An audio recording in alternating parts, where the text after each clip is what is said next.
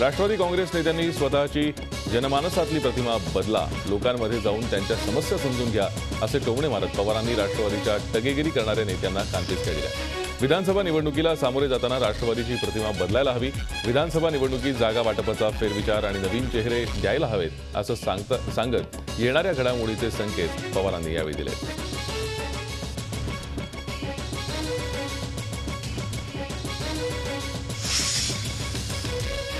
लोकसभा निवडणुकीतल्या पराभवाचं खापर राष्ट्रवादी काँग्रेसनं काँग्रेसच्या डोक्यावर फोडलंय. विरोधकांनी सरकारला बदनाम करण्याची मोहीम राबवली, त्याचा मुकाबला करण्यात काँग्रेस कमी पडल्याची टीका एनसीपीचे ज्येष्ठ नेते प्रफुल्ल पटेल यांनी केली आहे. हे सरकार फक्त काँग्रेसचंच नाही तर घटक पक्षांच्या आघाडीचं आहे, याचा काँग्रेसनं कधी विचार केला नाही अशा शब्दात त्यांनी काँग्रेस नेतृत्वावरती घणाघाती टीका केली.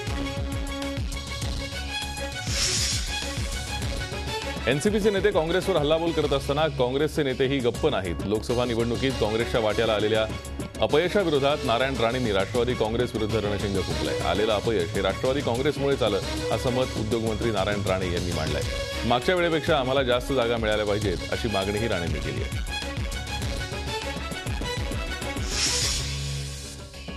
काँग्रेसच्या पराभवानंतर मुख्यमंत्री बदलाच्या चर्चेला वेग आलाय. मात्र अशा प्रकारे नेतृत्व बदलून प्रश्न सुटणार नाहीत असं मत महसूल मंत्री बाळासाहेब थोरात यांनी व्यक्त केलंय.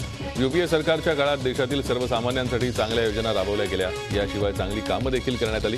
मात्र त्याचा प्रचार आणि प्रसार करण्यात आम्ही कमी पडलो अशी कबुली बाळासाहेब थोरात यांनी केली आहे. राजीव सातवांनी मिलिंद देवरांवरती जोरदार हल्लाबोल केलाय. देवरांनी स्वतःची सीट वाचवायला हवी होती. दशकभरापासून ते खासदार आणि यूपीए 2 मध्ये ते मंत्री होते. त्याचप्रमाणे पक्षाप्रती त्यांची जबाबदारी नाही का असा सवालही त्यांनी उपस्थित केला.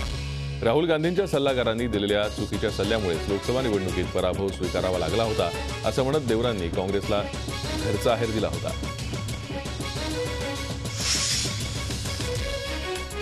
सोलापूर शहर काँग्रेसच्या शुक्रवारी झालेल्या चिंतन बैठकीत 2 गटात जोरदार हाणामारी झाली. सुशीलकुमार शिंदे यांच्या पराभवाचं चिंतन करण्यासाठी काँग्रेसच्या केशव इंगळे यांच्या गटानं डफरीन चौकातील एका कार्यालयात चिंतन बैठक आयोजित केली होती. पण शहराध्यक्ष धर्मा भोसले यांच्या कार्यकर्त्यांनी हाणामारी केल्याचा आरोप होतोय. यामध्ये 2 जण जखमी झाले असून त्यांना सोलापूरच्या सिव्हिल हॉस्पिटलमध्ये दाखल करण्यात आलंय.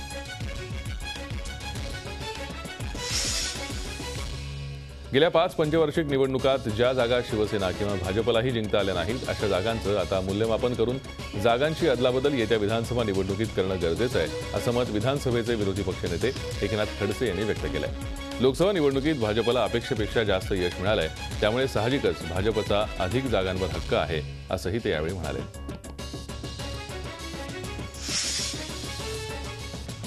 लोकसभा निवडणुकीत शिवसेनेनं दणदणीत यश मिळवलं. या निवडणुकीत विजयी झालेल्या 18 खासदारांना घेऊन शिवसेना पक्षप्रमुख उद्धव ठाकरे शुक्रवारी कार्ल्याच्या एकविरा गडावर दर्शनाला गेले. या निवडणुकीत शिवसेना प्रमुख बाळासाहेब ठाकरे यांचं स्वप्न पूर्ण होण्यासाठी मोठ्या संख्येनं महायुतीचे खासदार निवडून येऊ दे असं साकडं उद्धव यांनी एकविरा मातेला घातलं होतं. त्यानुसार उद्धव ठाकरे शिवसेनेच्या सर्व खासदारांना घेऊन देवीच्या दर्शनासाठी गेले होते. मुंबईतील नवनिर्वाचित सेना भाजप खासदार तातडीनं कामाला लागले दिसत आहेत. भाजपच्या खासदार पूनम महाजन यांनी मिठी नदीच्या पावसाळ्यापूर्वी झालेल्या साफसफाईच्या कामाची पाहणी केली. तसंच मिठी नदीच्या पात्राचा विस्तार करण्यासाठी आणखी प्रयत्न करणार असल्याचं पूनम महाजन यांनी सांगितलं. बदलापूर शिवसेनेचे उपशहर प्रमुख आणि माजी नगरसेवक मोहन राऊत यांची सकाळी गोळ्या झाडून हत्या करण्यात आली. यामुळे शहरात तणावाचं वातावरण होतं. हत्येच्या निषेधार्थ बदलापुरात शुक्रवारी कडकडीत बंद पाळण्यात आला. दरम्यान राष्ट्रवादीचे आमदार किसन कथोरेंसह 6 जणांवरती गुन्हा दाखल करण्यात आला आहे. अशोक चव्हाण पेड न्यूज प्रकरणी शुक्रवारी निवडणूक आयोगानं सोमवारपर्यंत मुद्दे निश्चित करणार असल्याचं स्पष्ट केलंय. तसंच या मुद्द्यांवर पुढील सुनावणी होणार आहे. त्याचप्रमाणे सुप्रीम कोर्टाच्या निर्देशांनुसार 45 दिवसात ही सुनावणी पूर्ण होणार आहे. पुढील आठवड्यापासून दर शुक्रवारी या प्रकरणाची सुनावणी होणार आहे. अशोक चव्हाण यांनी आमदारकीचा राजीनामा दिला असला तरी पेड न्यूज प्रकरणी ते दोषी आढळल्यास त्यांची खासदारकी धोक्यात येऊ शकते असं याचिकाकर्त्यांचे वकील दिलीप तन्वर यांनी सांगितलंय. आर्थिक तोट्यामुळे खड्ड्यात गेलेल्या एसटीचा कारभार हा गेली 2 महिने नेतृत्वाविना सुरू आहे. एसटीच्या या दारुण अवस्थेला परिवहन खात्याची धुरा सांभाळणारे मुख्यमंत्री जबाबदार असल्याचा आरोप महाराष्ट्र राज्य एसटी कर्मचारी संघटनेचे अध्यक्ष शिवाजीराव चव्हाण यांनी केला आहे. एसटीच्या धोरणांविषयी ठोस निर्णय घेणारे व्यवस्थापकीय महासंचालक पद हे 10 मार्चपासून रिक्त आहे. मुंबई आग्रा महामार्गावरील पिंपळगाव टोल नाक्यावरील दरवाढ नाशिक जिल्ह्यातल्या वाहनांसाठी जैसे थेच ठेवण्याच्या सूचना जिल्हाधिकाऱ्यांना दिल्या आहेत। मात्र जिल्ह्याबाहेरील वाहनांसाठी तिप्पटी न दर आकारणी करण्यात येणार आहे। मात्र या संदर्भात पुढील बैठकीत निर्णय घेणार असल्याचं सांगण्यात येत आहे। लोकप्रतिनिधी, टोल कंपनीचे प्रतिनिधी, राष्ट्रीय महामार्ग प्राधिकरण अधिकाऱ्यांच्या बैठकीत हा निर्णय झाला आहे। रत्नागिरीतलं पुरातत्व विभाग पुन्हा एकदा अडचणीत आलाय।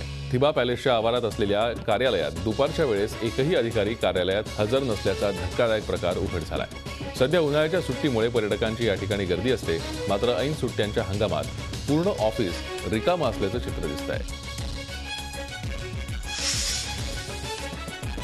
रत्नागिरी शहरात पुन्हा एकदा घरफोड्यांचं सत्र सुरू झालंय। रत्नागिरी शहराच्या भरवस्तीत सन्मित्र नगर परिसरातल्या अमेय, आशीर्वाद आणि अलसफा या इमारतीतील तब्बल 19 फ्लॅट चोरट्यांनी भर दिवसा फोडलेत। 2 वर्षांपूर्वी अशाच पद्धतीनं रत्नागिरी शहरात भर दिवसा 40हून अधिक घरफोड्या करत चोरट्यांनी धुमाकूळ घातला होता।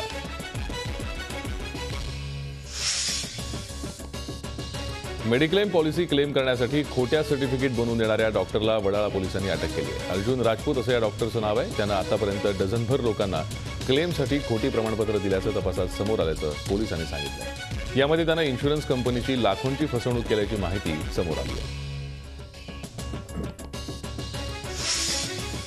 वर्धा जिल्ह्याच्या तापमानात चांगलीच वाढ झाली आहे। 2 दिवसांपूर्वी झालेल्या पावसानंतर वर्ध्यात पारा 45.5 अंशांवर पोहोचला आहे। मे महिन्याच्या शेवटी वाढलेल्या तापमानामुळे दुपारी रस्ते शांत झालेले दिसत आहेत। नागरिक तोंडाला दुपट्टा बांधूनच घराबाहेर पडतायत। दुसरीकडे चंद्रपुरातही सर्वोच्च तापमान नोंदवलं गेलंय। 46.6 अंश सेल्सिअस इतकी तापमानाची नोंद झाली आहे।